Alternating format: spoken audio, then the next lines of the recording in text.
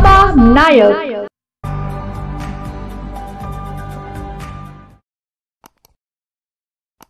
आज सकाळी 9 वाजेच्या सुमारास शिरपूर शिंदखेडाकडे जाणारी MH14 BT 2112 क्रमांकाची बस भगत शिंदखेडाकडे वळण घेत असताना धुळ्याकडून येणाऱ्या ट्रकनं जबरदस्त धडक दिल्यानं अनेक प्रवासी गंभीर जखमी झाले असून त्यांना तातडीनं शिरपूर रुग्णालयात हलवण्यात आले असून 3 ते 4 प्रवाशांची प्रकृती अत्यंत गंभीर असल्याचं समजतंय।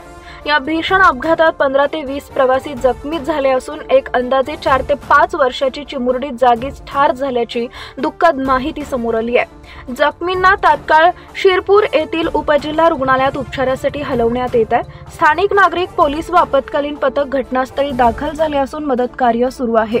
या घटनेमुळे परिसरात हळहळ व्यक्त केली जात असून अपघाताचं नेमकं कारण शोधण्यासाठी पोलीस तपास सुरू आहे। बाबा नायक।